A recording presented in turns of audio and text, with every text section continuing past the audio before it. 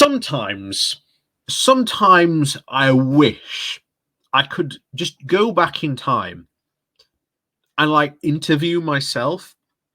Like, oh, hey everyone, this is me from the future in like, 2, 3 years time. So me, how's Brexit going? Well, everything's on fire. Literally everything's on fire. um, yeah.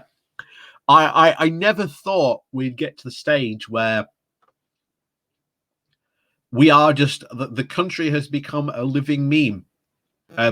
We are our government is literally just the "this is fine" meme with the dog in the fire drinking the coffee. That is what we have become. The entire government Brexit strategy is completely on fire. It is not working. Brexit is causing all these problems, not only just for supply problems, but tons of industries up and down the country. We are entering into a situation where we are having a massive trade deficit with Europe, which again, we were told by the Brexiteers was a bad thing, but now they don't seem to want to talk about it. All these extra trade deals that we're doing with Australia,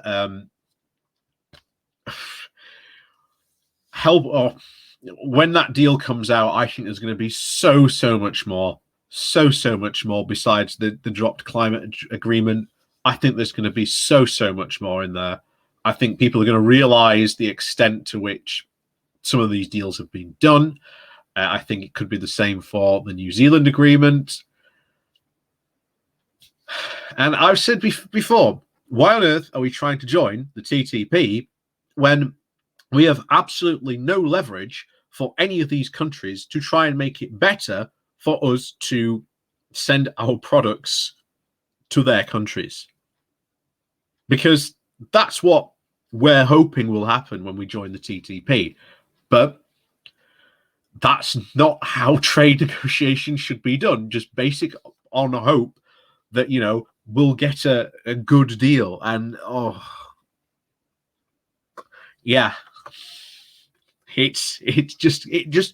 just lurching from one bad thing to another. We really are. But before we do jump into this article today, please do remember to hit that like, share, and subscribe button. And of course, down below there are links to my Patreon page and a one-off donation link called Buy Me Coffee, where you can buy me coffee. And as always, thank you very much to all those people who do support the channel that way.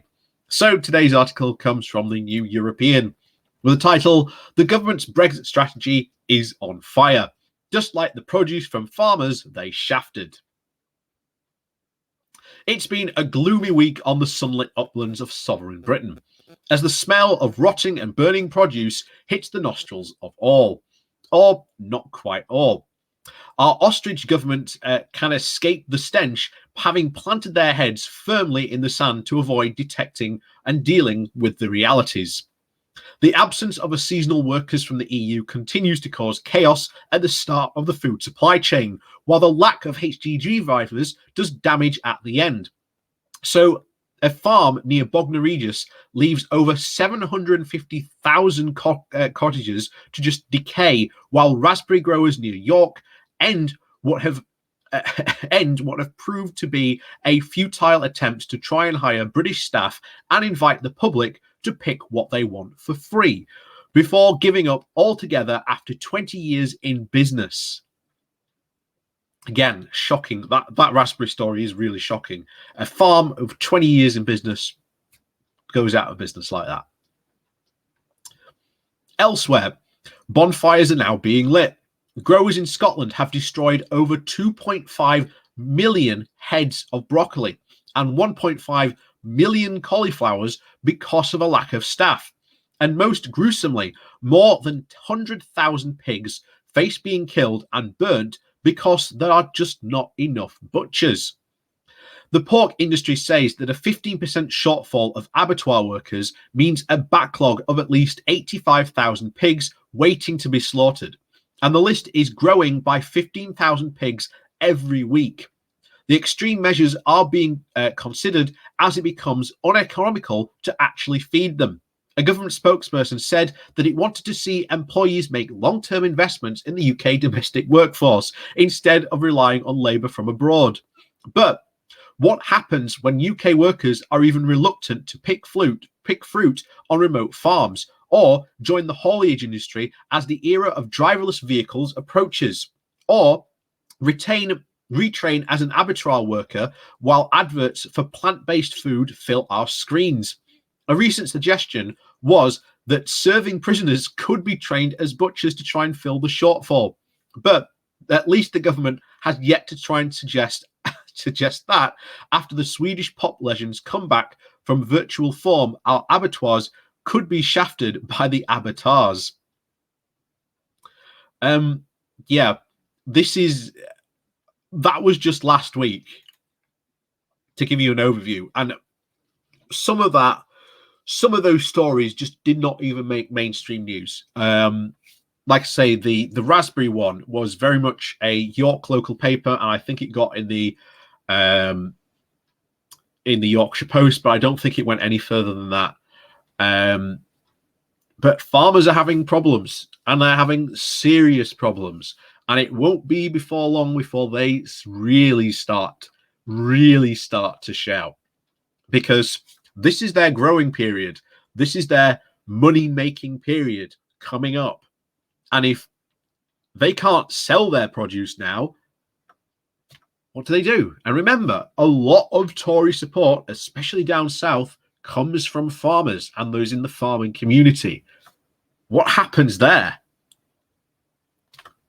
And as always, these continuing disasters continue to roll and roll on, just as the British government always says, well, they should make investments into the domestic workforce of the UK. Yeah, as we said, look, farms are incredibly remote. There aren't buses out to, like, your local farm so you can do work. It's incredibly hard to get to some of these places. Abattoirs aren't the most attractive places for, again, people to go and work. The lorry driver situation is exactly the same. It's not a very attractive job that people want to go and do, even now that they're trying to raise the wages on these things and try and, again, improve the conditions. We're seeing strikes potentially happening in some logistics companies. And again, that is a bizarre side effect, which Brexiteers don't want, because the last thing they want are more unions getting power because of Brexit. But that's a potential that could indeed happen. But these tragedies, well, not tragedies, but disasters keep on rolling on, and they're just going to keep on getting worse, because there was one thing that Tories do not do, and that's solve long-term problems. They like short-termism. If they can throw a bunch of cash at it and think that that solves it for at least till the next general election, then they will do that.